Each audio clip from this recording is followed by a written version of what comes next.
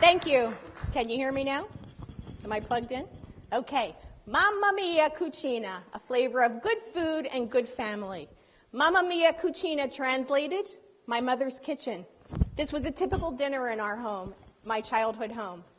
It was the kitchen of not only my mother, my grandmother, my great-grandmother, the kitchen of each of my aunts, and my great-grandmother was a professional cook in Rome prior to coming to this country, and it's also the kitchen of my grandfather. His was in the garden, and he had a fabulous garden, and it was organic when no one knew the term organic. It just was. So everything was fresh. I learned techniques of canning, preserving. He made his homemade wine. We made the homemade pasta sauce. And, you know, when you come from an Italian family, it's all about the food. And in Philly, it's all about the gravy. So that gravy was awesome. And if you could just imagine this, every Sunday morning, I woke up to the aroma of that tomato gravy on the stove brewing, and it was brewing for hours, along with the coffee.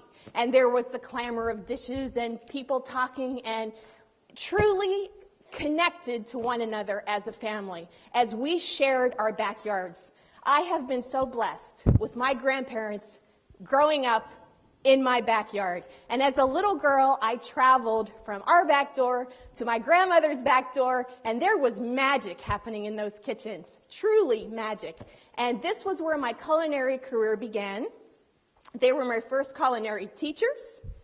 And then fast forward, I was 18, graduating from high school, going off to college. I met this wonderful man. He is the love of my life.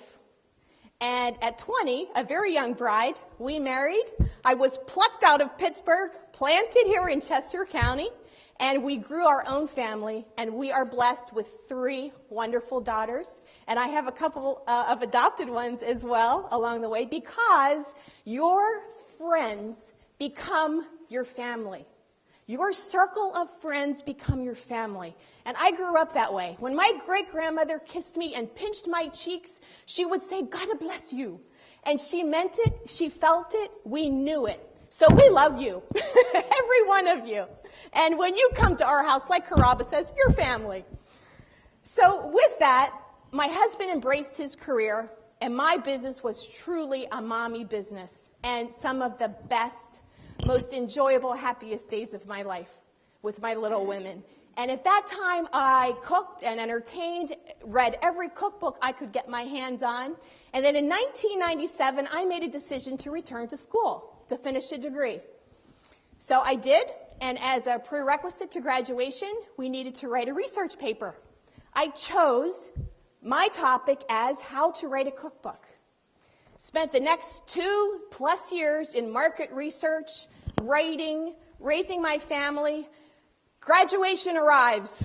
I hand my nicely packaged paper to my professor. He looks at me and says, "That's wonderful, Cynthia, but where is your cookbook?" My chin dropped. I didn't know I was supposed to write a cookbook upon that delivery. He looked at me and said, "If you have not written that cookbook, in turn, with this research paper, you will never write it." The word never went through me like an electrical shock. If we think of the word never, it's an eternity. So what did I do? Charge! I wrote that cookbook, and I knew who I was going to call, and that was my grandmother. And I said, "Would you be willing to put this book together, capture our recipes for our next generation?" She wholeheartedly agreed. We did it, and she did not get to see the finished copy, but she knew that it would be complete. It is.